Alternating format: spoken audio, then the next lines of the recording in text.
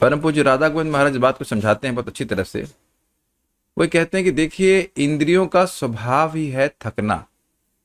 आप जब कर रहे हैं, भगवान की सेवा कर रहे हैं, तो स्वाभाविक सी बात है कि इंद्रियां थकेंगी। But it's a power workout. Power workout का मतलब आदमी जिम में जाता है, खूब मेहनत करता है, थकता जरूर है, लेकिन उसकी मसल्स में और अधिक शक्ति बढ़ती जाती है।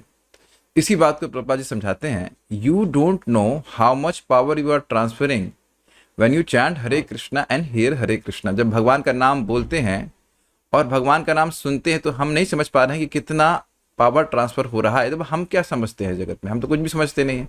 हमें तो ये भी हमें पता नहीं रहता है कि हमारा लीवर है कि नहीं, या हमारा ब्रेन है भी कि नहीं। कभी हम सब सुन के मान रहे ना कि ब्रेन है, लीवर है। उसी तरह से भगवान के नाम बोलना बहुत जरूरी है। लोग सोचते हैं यहाँ मेरी एनर्जी खर्च हो रही है, मैं जरा हल्के हल्के बोलता हूँ। नहीं, स्पष्ट बोलें और स्पष्ट सुने, तो क्या पावर हमारे पास हो जाएगी। इतना तो समझ में आ रहा है, the power of not desiring anything accept Krishna's pleasure.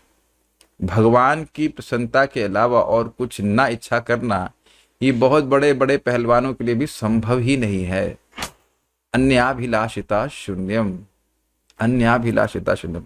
तो आप इसका अर्थ समझते ही हैं। जो भी भगवान कृष्ण का नाम जपता है, उसके हृदय में भगवान के प्रति भाव आने लगता है। प्रभुपाद बड़ी सुंदर बात कहते हैं कि जब आप कृष्ण का संपर्क कर रहे हैं, तो कृष्ण की शक्ति आपके साथ लग जाती है। जैसे कोई साइकिल चला रहा है, तो चाहे साइकिल अपनी स्पीड चलती है, लेकिन अगर कोई व्यक्ति ट्रक पकड़ लेता है, तो वो ट्रक की स्पीड से चलने लग जाता है। देखा गया है जगत में, लोग ट्रैक्टर ट्रक पकड़ लेते हैं।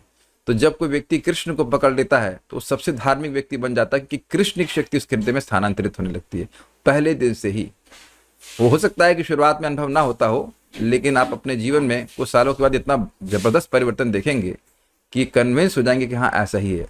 और परिवर्तन का क्या प्रमाण है कि इस समय आप सुबह उठ करके हरि नाम जप कर रहे हैं। और अच्छी बात यह भी कि इंद्रियां अगर भगवान की सेवा में थक जाएंगी, तो स्वाभाविक सी बात है, अन्य व्यर्थ के कार्य को करने के लिए समय नहीं बचेगा, एनर्जी नहीं बचेगी, है कि नहीं। तो थकाइए, जितना हो सके थकाइए अपनी इंद्रियों को भगवान की सेवा में, specially chanting of Hare Krishna.